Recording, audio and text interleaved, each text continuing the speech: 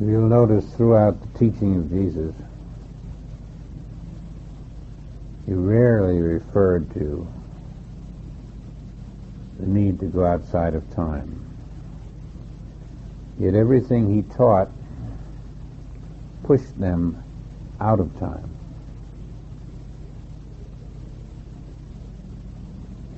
He couldn't say to a Pharisee, "Don't you know that time is a problem?"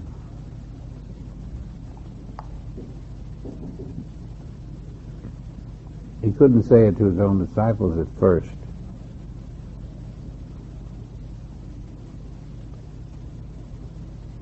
That's why meditation is so important.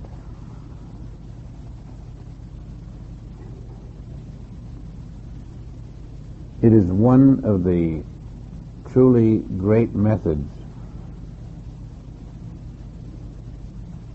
for leaving the sense of body.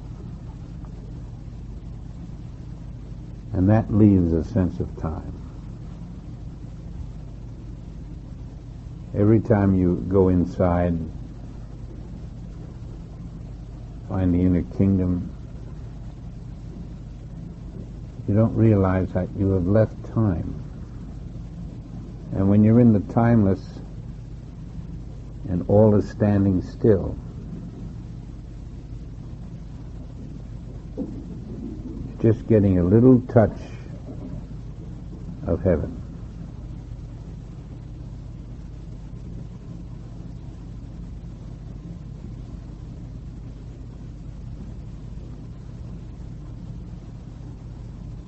Whenever we practice the timelessness of God, we're saying to an individual, if you're like God, then you're timeless too. But if you're living in time consciously and not taking a moment to break the spell of time, then you're going a different way than God is. And you're not the Son of God. Because the Son of God has learned that when the earth came into time, and he came into time, he lost his identity. He thought of himself as a being in time. And everything he did in time was a real denial of his identity.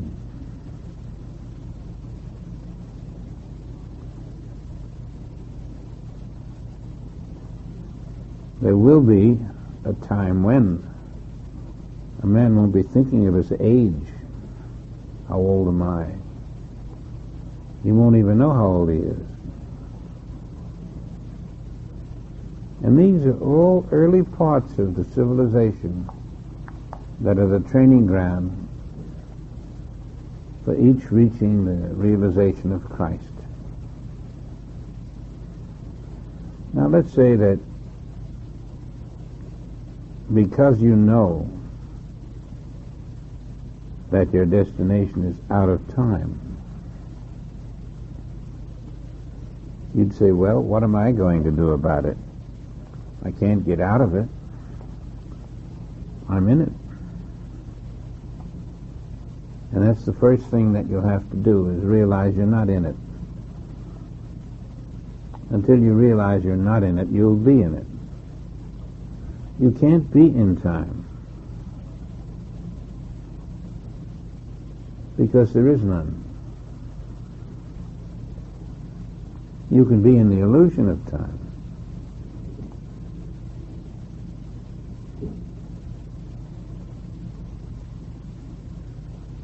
And as you cross off the illusions that are involved, you get right down to the fact that there's no me in time.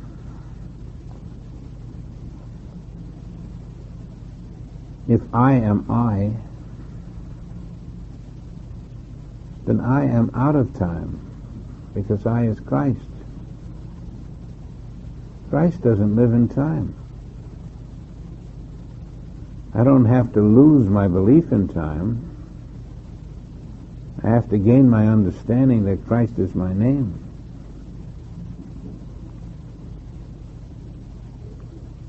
The doctor says, in 6 months you'll be better. And you map it out on the calendar, you check off each month.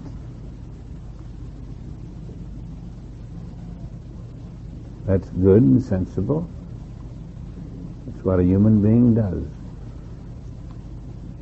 But there's one who is a stage past the human being who says to himself, the doctor says it'll take 6 months, but in my Christhood,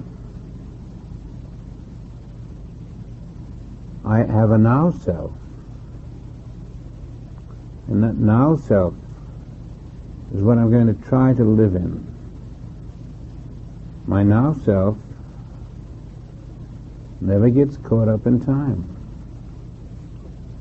My now self is always now. God is always now, isn't he? The miracle is true that God is always now, always present. Can I get to the point where I am always now? The Father says, all my qualities are your qualities. So there will be a moment when you realize that getting into your now self is not only possible, but inevitable.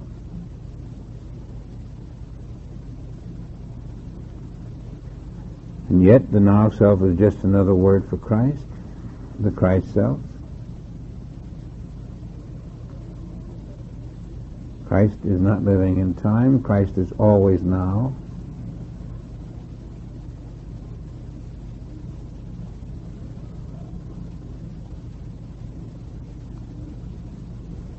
The voice will come to your aid. The voice will take you and it will show you ways and means of overcoming the illusion of time. You won't know when it will say it, how it will direct you. You're at its mercy, but nevertheless, it will come to your aid. It will point out something about time and timelessness that no human can point out.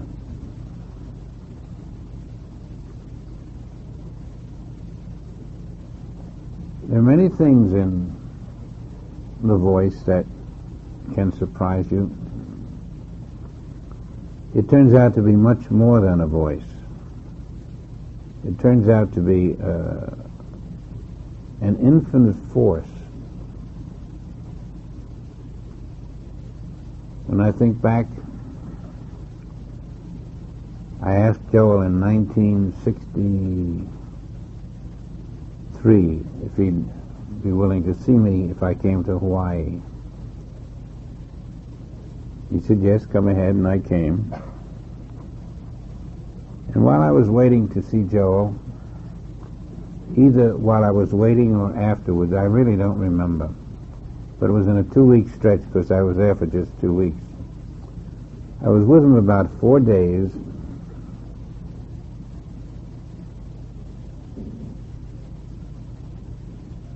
and strange things were happening to me. One of the strangest ever, there will never be anything more strange perhaps, is that after I located him and went to his house, he wore little khaki pants, shorts, and he was a small man, and I came into the other side of his 2-family house. It was he owned both houses, and he was in a duplex. On one side of it was his, completely without, that was his office, that's where you met him. There was no furniture, just a place to sit, and in it he had 12 photographs of the prophets. At the time I didn't recognize many of them, but That's what was there. And we chatted about a lot of things. And he said to me, why don't you go into this work? And so, in time,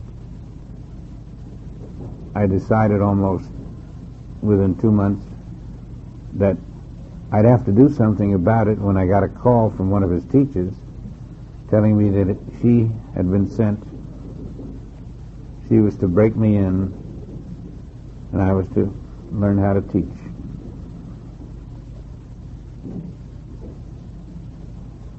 But the thing that maybe decided me to go into it was that while I was with Joel, one day the room that I was in disappeared. It just disappeared. And the figure appeared there. The figure was letting his fingers run over a wall which had flowers on it. The flowers were a little profuse, so that you couldn't see the wall, but you knew they were there. The wall was there. And as the fingers went over the flowers, I suddenly became aware of the figure and who it might be, and I couldn't control myself. He looked like the figure we have all come to know as the Christ. He wore a gown. The gown was all the way down to the ground. And I didn't know what to say. I was puzzled.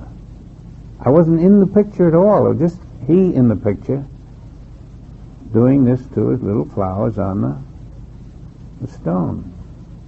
And I looked at him and I just blurted something out. I said, "Will you have dinner with me?"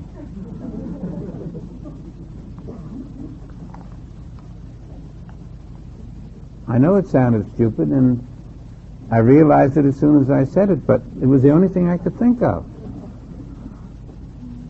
But I'll never forget his reply. And one of you have asked me, what does the voice say? And this is what the voice was saying. His reply was instantaneous, and he said, "Anytime you ask me, I will sup with you." And I thought, does he speak Old English too? Anytime you ask me, I will sup with you. And that was all he said. And I just looked at him. And I still wasn't in the picture, only he was. And I never forgot what he said. And many a time, well, 2 or 3 anyway, I have asked him to sup with me because it became very necessary. That's what the voice will do for you. And I think because of that voice, which occurred while I was with him, when I was asked to go into this work, that was part of the influence working on me. In that period, there were 7 revelations. And the words came so fast, I ran out and got a notebook to copy them down. And even then I couldn't. In later years, I kept thinking back to this scene. And I don't know why, but it occurred to me that I hadn't looked down far enough to see his feet. And then I read that Blake, the engraver, his engravings were all with people flying around without feet. And I tried my best to look back to this scene. I never saw any feet. There were no feet there. The other revelations were important to me, but the point is that 7 revelations inside of a couple of weeks, and every time the revelations came, well, several times anyway, the room disappeared. I'm sitting there and you're there, and all of a sudden there's no people in the room, it's just empty. There's just a room. And I'm not in it either. And something happens in the room. And these are strange revelations. Well, certainly something was afoot. But the point is that each time I had these revelations, I was lifted out of time and didn't know it.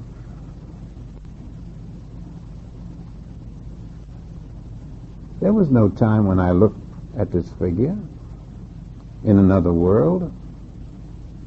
I didn't know there was no time. But you see, you only get into the other world when there is no time. And somehow there was no time in my consciousness at the moment, and it took me right where I had to be to convince me to go into this work. It's most interesting to me. The point is that you can never know what is going to come to you when you're pursuing truth, and when you're on a, it's like when you got your gun and you can see, and then the target is suddenly there, and you got it in the cross of the whatever is the target finder. You know that's the time to shoot.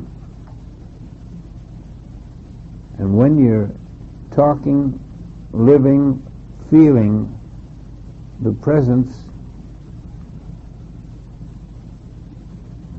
of timelessness, it lifts you into a place where nothing else is possible for you except what is outside time.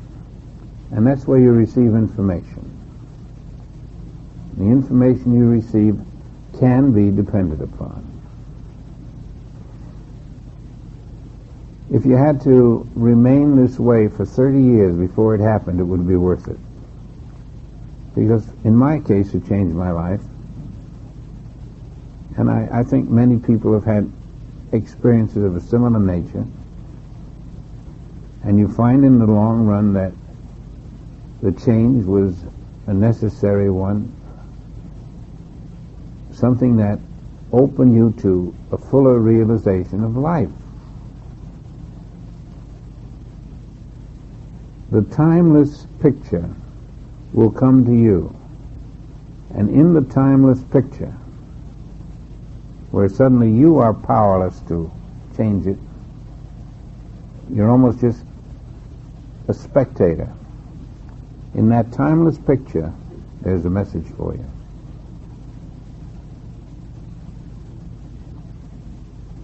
I know it happens once, twice, a few times in a lifetime, but it happens. And it needn't happen that way. It can happen in many ways.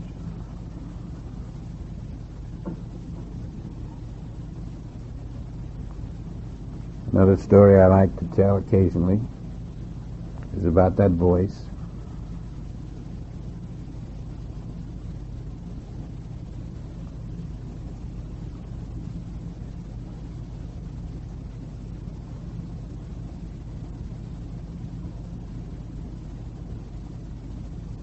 When it comes,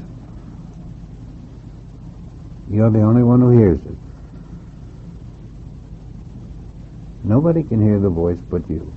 But they hear a voice when they hear it, and nobody can hear it but them. It's inside. And it speaks exactly as a person speaks. And yet there's nobody there. So what is the voice? Whose voice? Did you ever stop and think whose voice it might be? I'd like to tell you who it is. The voice is always the voice of your own soul.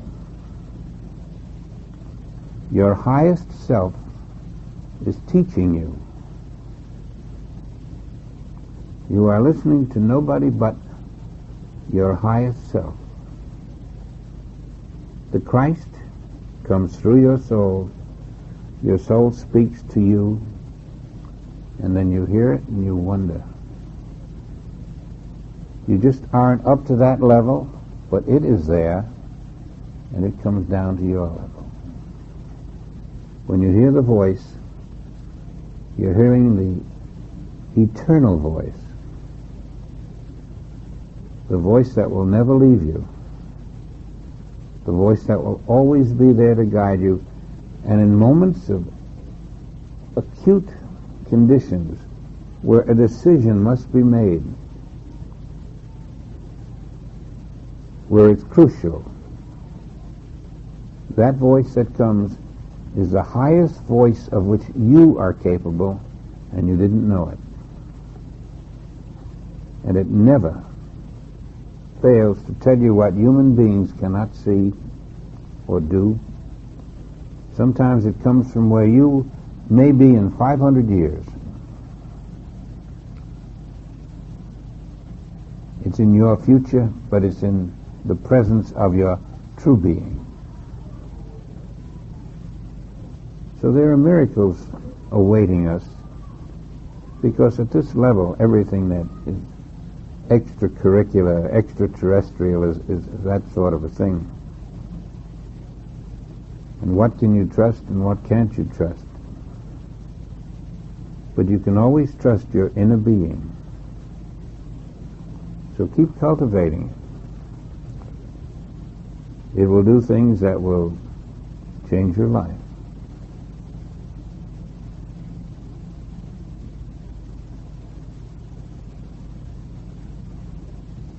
I know people who were instructed by the voice to make radical changes in their lives, things they would never dream of doing. And these voices always come, the true voice, always comes from out of time into time. The recipient stands there open-mouthed, and then goes about his business of fulfilling it or not. I have never had a case where I have heard that when the voice came, whatever it suggested was not a turning point in that life. And yet, there's also the false prophet. We have to be wary. There's people who hypnotize people, and then people think they're thinking what they're thinking, and it's just hypnosis giving them these thoughts. But if they had the consciousness to weigh them,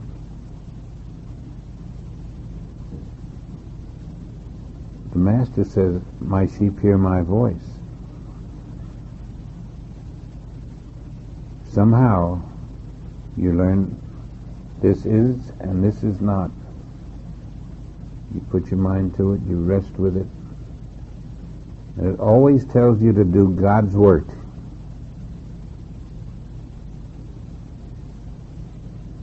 It's always part of the divine plan. One way or another, God will reach you if you want to be reached with truth.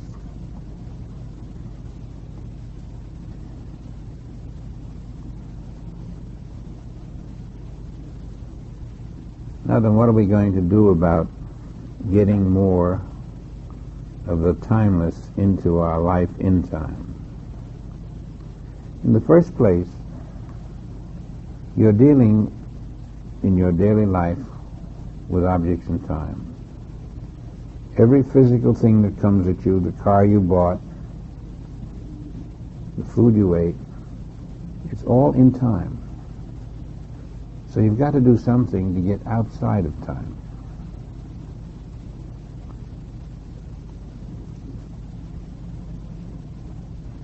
Number one, we will have to be in constant meditation. That's a sort of a vigilance that keeps you on your toes. Some people meditate with their eyes open, which is fine, because it keeps them in contact with their higher self.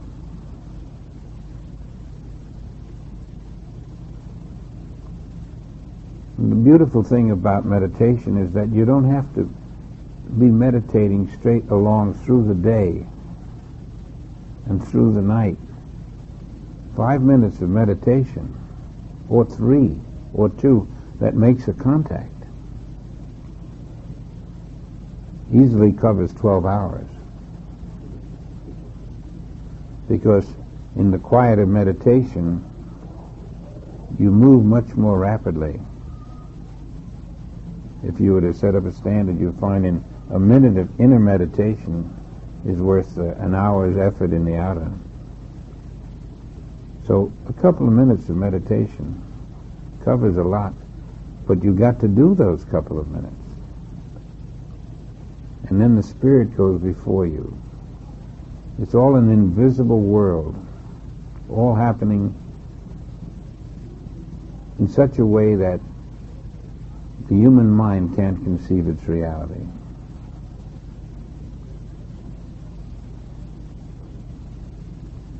But if you remember now that everything in time, everything is not God's, you won't be too surprised to find that there are sick people, that there are dead people, that there's all of these gradations of lack of life or minimal life, semi-life. It's because it's all in time. And even the office, that's in time too. The business world is in time. The political world is in time. The scientific world is in time. Even those things which are so good for us, all in time.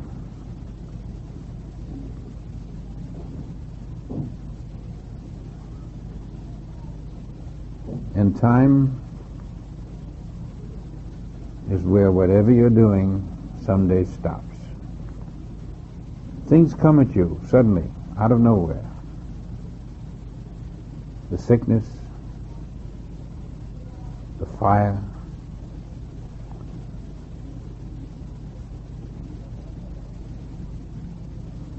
they're all in time. Now, when they come like the fire, and you're a transparency for God,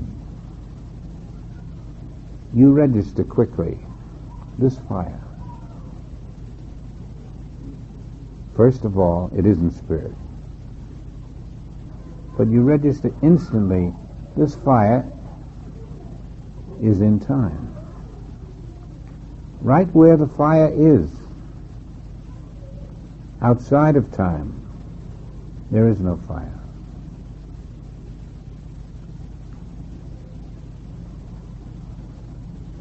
That's the power. The realization that what is there is not there outside of time. Outside of time is a universe of God, completely controlled, harmonizing, perfect. But in time, there is so much that happens between the kingdom and the world. The world mind picks up its concept of God's kingdom, broadcasts its concept to the world, with the world, broadcasts its concept to every human mind. And twice removed from reality, the human mind picks up the world concept.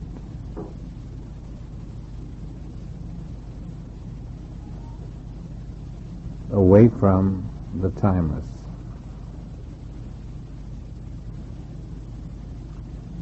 So you, putting your awareness to the test, can face disease and problems of any nature with the assurance that they do not exist in reality. They only exist because they're a time structure formation. The world mind broadcasts time itself.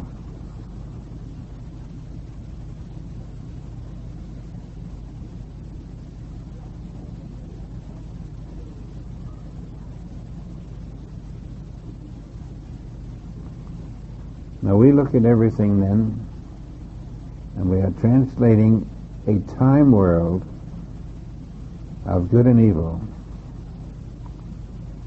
to a world which is out of time, which is eternal, which has nothing but perfection.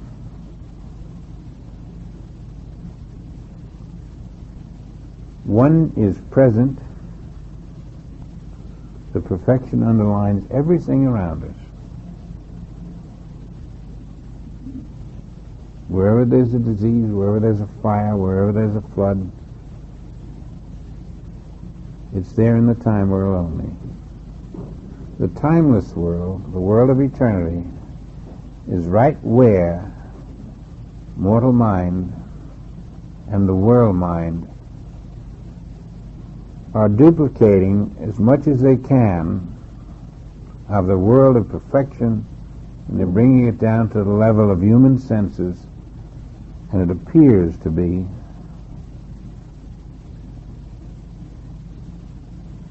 unworkable. It appears to be deficient.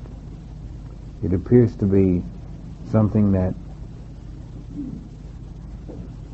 is not up to grade. But what appears to be is not what is there. If you take the whole world, what appears to be is not there. Not one iota of the world is there.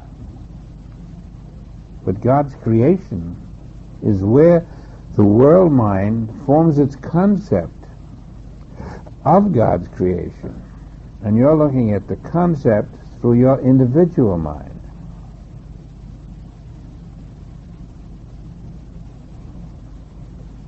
But the creation of the Father is there. And the difference in seeing them and not seeing them is material consciousness cannot see them, and Christ consciousness can see the world that is. That's why we're building a Christ consciousness rather than the material consciousness we're in. And at the level of the fourth world, we're in the material consciousness. The level of the fifth will be in the soul consciousness, which can see what the Father has placed around us. At times you're given the insight. And when you are in the Spirit frequently,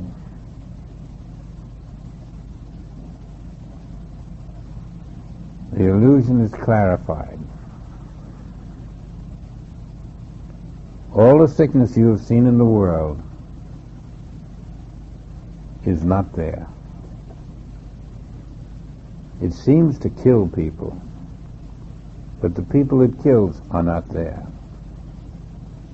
They are a concept that we entertain about what is there. In every way you're looking, where there's a person, there is an invisible Christ.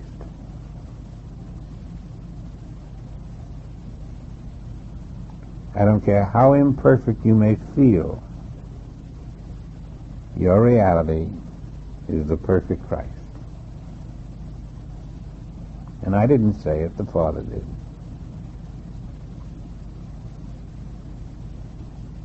We are the perfect Christ in our reality, and if we think we're less, we're talking about our unreality.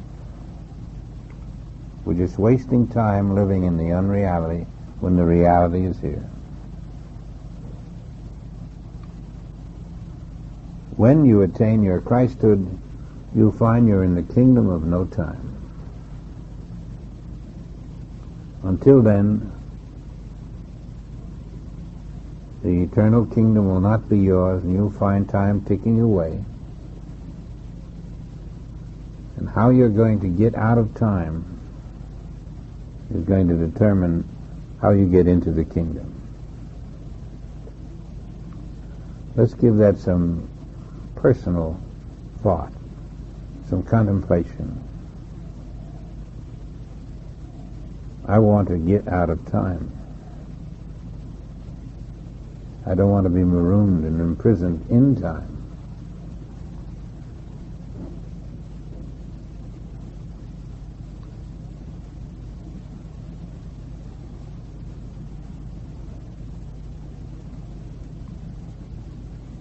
In time there's war. In time there's robbery. In time there's sickness. Be ye perfect as your Father. With war, with sickness, with robberies. Be ye perfect as your Father. The voice of the Father doesn't change. How do I get rid of the war, the sickness, the robberies? I didn't put them there. How did you find them there? Well, there they are. What are you to do about it? Find your kingdom out of time. How do you find it? That Christ is leading you. Have you forgotten that we live by the Christ, and that we live by the will of the Christ, and that you are that Christ? It all comes back to the original lesson. The Christ of you receives the will of the Father, and that is the only way you can step out of time into no time.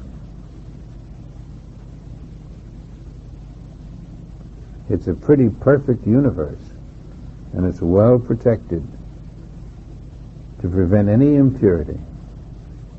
You cannot enter it unless you have attained that purity which the Father placed within your midst. And yet, the Father is within you. The kingdom of God is within you. I, in the midst of the Almighty, I can take you out of the defects in time into the perfection in eternity.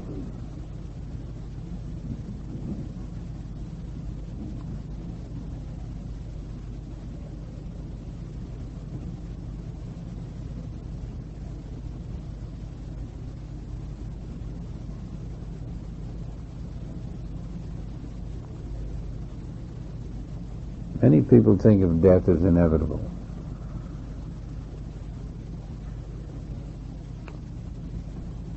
I hope before we have this final lesson that we can all meditate quietly on the knowledge that I will never die.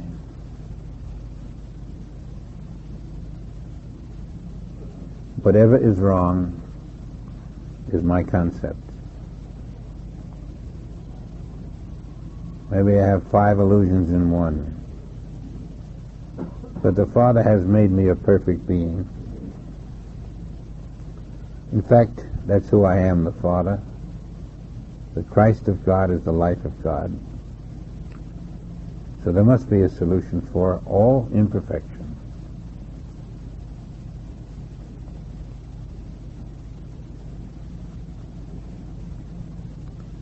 And we will say someday, probably before we end this class, that I believe I will never die.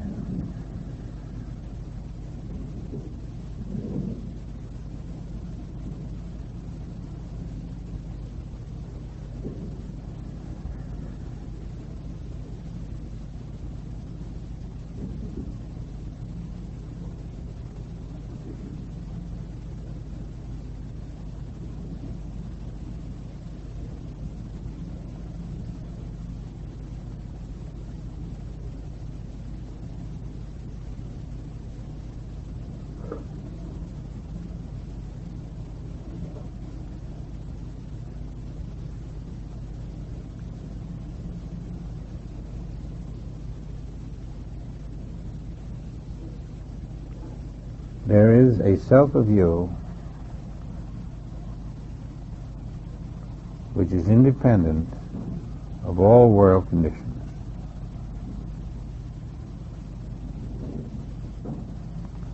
You've never called it your now self, but it is. And now that self is present, perfect as the Father.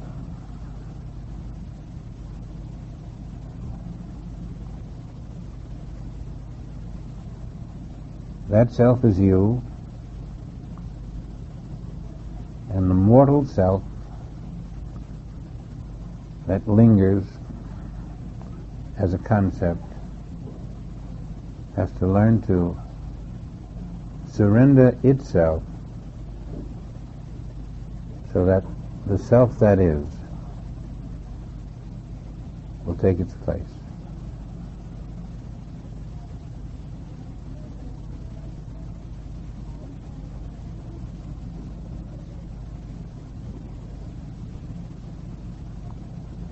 There are some movements that will teach you how to make more money by going into real estate, make more money by this and make more money by that. This is not that kind of a movement. This is a movement which teaches you how to look at the world that is not and how to live in the perfection that God created. It has nothing to do with money or achieving it, or achieving better health, or achieving any better circumstances, or living a carefree life. It accomplishes all that, but that's not its purpose. Its purpose is spiritual freedom.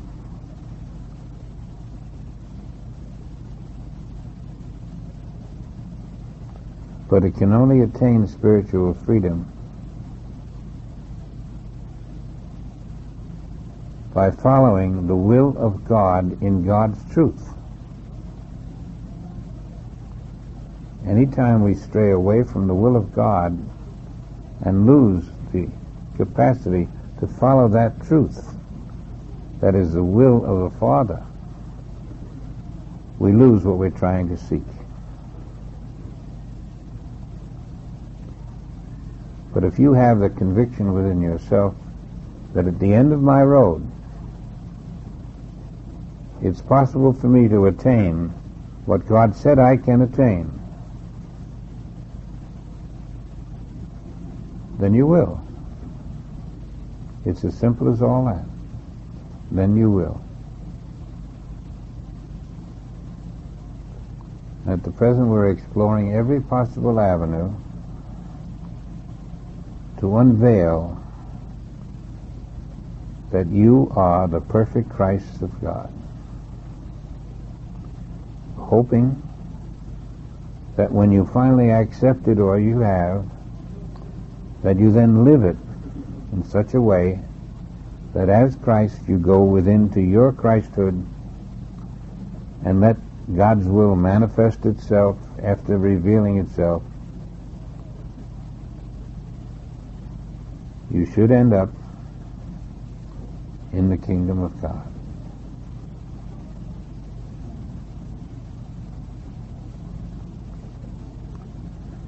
And that's where we hope to meet again, in the kingdom of God. We have a lesson next.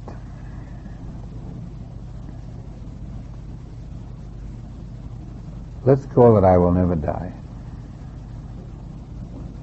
And let's see why we will never die. Let's understand it.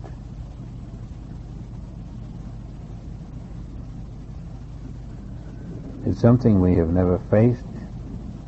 We've almost assumed that we all will die. But when you know the truth so well that even if you appear to die, you know you won't. We want to get to that level of understanding. I think we'll try it tomorrow. Why I will never die And that's the eye of everyone. Until tomorrow, I think we've let it go for that. And tomorrow is, well, we have tonight's lesson first.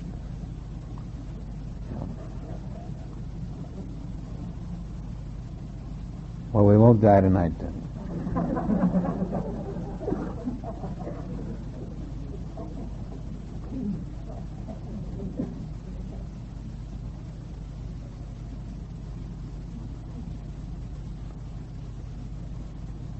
That's the date.